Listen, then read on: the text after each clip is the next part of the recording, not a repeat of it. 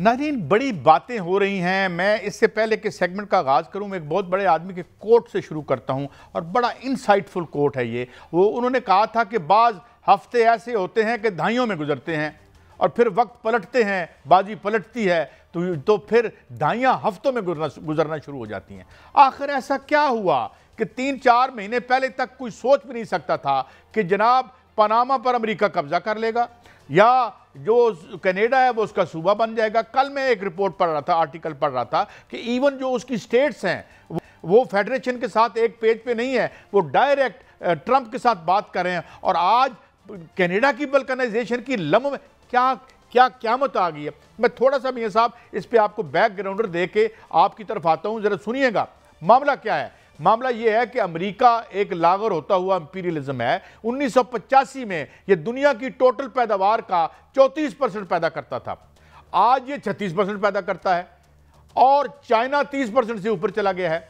इनको हाथ पैर पड़ गए हैं और अमेरिकन रूलिंग क्लास में जो एलीट है उसमें एक लड़ाई हो रही है। एक हिस्से को लीड जाहिर है ये कर रहे हैं जो कामयाब हो गए हैं, जनाब किबला ट्रंप साहब। दूसरा हिस्सा बाइडेन के पीछे था, वो हार गया। अब ये कहते हैं कि हम ये जो स्लाइड, साथ ये भी गौर फरमाइए कि जो रिजर्व करेंसी का मामला था, जो कि आज से 10-20 साल पहले 70-80% अमेरिका डॉलर था, वो अब तकरीबन 59% पे आ गया है। तो ये जो खौफ ने दामनगीर हुआ है कि हम इस रॉट को, इस जवाल को अरेस्ट कैसे करें। तो चुनाचे इनका जो विजन है ये एलन मस्क को कनाडा जो है वो बड़ी मजबूत इकोनॉमी है। कनाडा का मुल्क जिस समझा जाता है कि वो एक जन्नत समझा जाता है, वो क्यों टूटेगा? क्या कोई ऐसी सूरत हाल बन रही है कि कनाडा की रियासतें टूटकर जो है वो अमेरिका के साथ आ जाएंगी, या कोई वहां का और मसला है, कोई कनाडा के अंदर का कोई मसला है? देखिए, कनाडा में शदीद इन्फ्लेशन है। कनाडा में ऑलरेडी वहाँ पे स्टूडेंट्स की मूवमेंट चली है। क्यूबिक का जो फ्रेंच स्पीकिंग है और इंग्लिश स्पीकिंग है, इनकी आपस में लड़ाई है। जूं जूं माशी बुरान बढ़ रहा है। ट्रूडो क्यों गया? इन्फ्लेशन की वजह से गया, महंगाई की वजह से गया। अब ये पावर में क्यों आया ट्रंप? महंगाई की वजह से। खुद अरबपति आदमी है, अल्लाह ताला और उनकी दौलत में इजाफा करे। अरबपति होने में कोई हर्ज नहीं है अगर आपने जायज़ तरीके से बनाया है, लेकिन गरीबों को जो आपने चकमा दिया है वो उनको दे पाएंगे? क्योंकि आपके इलेक्शन जीतते ही जो बंदा जिसने दिहाड़ी लगाई वो तो एलन मस्क था। एक रात में उनके स्टॉक्स $46 बिलियन ऊपर चले गए। अवाम तक ये ट्रिकल डाउन होकर कब आएगा? ट्रिकल डाउन थ्योरी तो हम कब से सुन रहे हैं।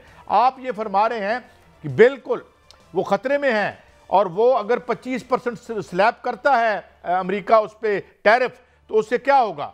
शदीद महंगाई होगी। अब जो इसकी तकरीबन 70% एक्सपोर्ट जो हैं ऑलमोस्ट वो हैं इसको अमेरिका को। साहब क्या ट्रंप जो है ये काम कर पाएंगे? क्या कनाडा जो है वो टूटता हुआ आपको नजर आ रहा है कि वाकई टूट जाएगा, या बातें हैं? या क्या पनामा कनाल जो है वो अमेरिका के कब्जे में आ जाएगी? वहां पर चीन की मौजूदगी है, तो फिर जो यूरोप है या जो ग्रीनलैंड है, अगर उसकी तरफ अमेरिका बढ़ता है तो यूरोप पूरे का पूरा उससे अमेरिका के सामने खड़ा हो जाएगा। इससे पहले आपने सर देखा कि जो फ्रांस है उनके वजीर आजम ये कह रहे थे कि हमें ट्रंप के सामने खड़ा होना पड़ेगा वरना वो हमें कुचल देगा। तो फिर ये तो महाजराई का माहौल बन रहा है।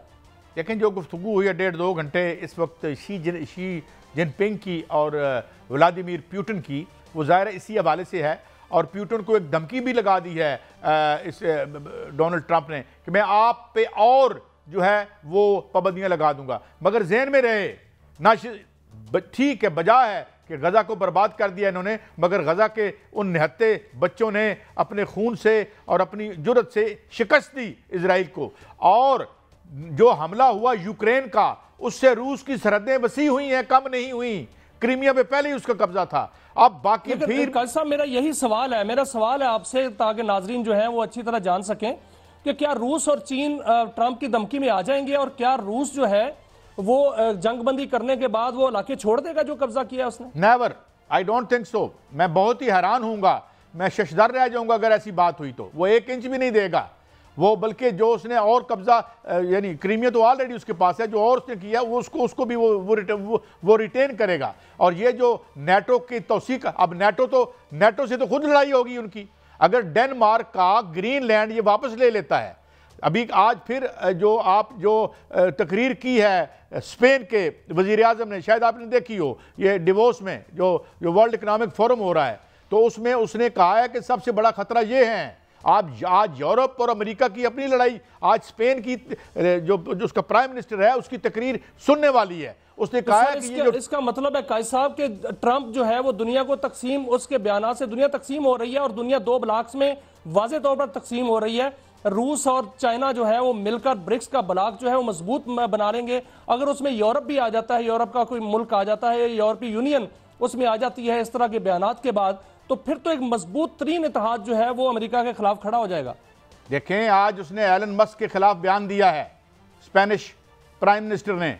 उसके एग्जैक्ट लफ्ज हैं कि टेक बिलियनर, ये टेक्नोलॉजी के, ये जो एक्स का मालिक है, ये जो फेसबुक के मालिक हैं, इनसे दुनिया को खतरा है और दुनिया को ही नहीं जमहूरियत को खतरा है। अब इस वक्त आप देखें तो नेटो के मुमालिक आपस में बाम दस्त व गिरेबा हो रहे हैं और फ्रांस कह चुका है, फ्रांस ने कहा है कि हम किसी किस्म की फौज कशी के जरिए ग्रीनलैंड पर कब्जा या पनामा के बारे में तो कल जनरल साहब हमारे साहब हम अपने खिते पर ना थोड़ा सा नजर दौड़ा लें। अपने खिते में बड़ी डेवलपमेंट हुई है। बांग्लादेश में पाकिस्तान की मजबूत तरीन शख्सियत का दौरा हुआ है और इंडिया का मीडिया जो है वो वावेला कर रहा है, लाले पड़ गए उनको। तो क्या देख रहे हैं आप पाकिस्तान और बांग्लादेश के जो आपस में ताल्लुकात बेहतर हो रहे हैं और मजबूत से मजबूत तर होते जा रहे हैं और इंडिया जो है उसको मरोड़ उठ रहे हैं?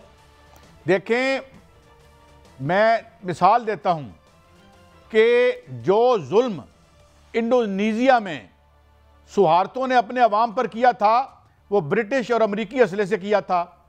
जो हसीना वाजिद ने जुल्म बांग्लादेश के मेहनतकशों पर, वर्कर्स पर किया, वो भारत के इमा पर किया और जिसके खिलाफ एक बहुत बड़ी सरकशी हमने देखी। और आज वो हमारी तरफ इसलिए देख रहे हैं क्योंकि वो अब उनके इन्फ्लुएंस से निकल गया है। बांग्लादेश हमें 2 सबक देता है और बल्कि 3 सबक देता है और बड़े दिलचस्प हैं। मुझे 1 मिनट दीजिएगा। पहला सबक तो यह कि ये तरक्की का सबक पढ़ रहे हैं, तरक्की तरक्की तरक्की तरक्की। अगर तरक्की 1% की हो रही है, कल जवाहरलाल नेहरू यूनिवर्सिटी के एक प्रोफेसर का मैंने लेक्चर सुना, उसने कहा इंडिया की सारी तरक्की 6% में है, 94% उसमें शामिल नहीं है, जिसको ये 7.4। और उसका ये कहना था, जवाहरलाल नेहरू की, मैं उसका नाम भी कल आपको बता दूंगा, उसने कहा कि ये असल अगर हम इस सारी तरक्की को इकट्ठा करें तो ये माइनस में है, -1 और 2% में इंडिया ग्रो कर रहा है। यही हालत थी इधर की, ये तरक्की की जो फिगर्स फजिंग करता है IMF और वर्ल्ड बैंक। दूसरा सबक क्या है? दूसरा सबक ये है, दूसरा सबक सुने, हसीना वाजिद को किसी जुडिशियल कमीशन ने नहीं निकाला था पावर से। यह सबक भी सीख ले जिन्होंने सीखना है, ठीक है।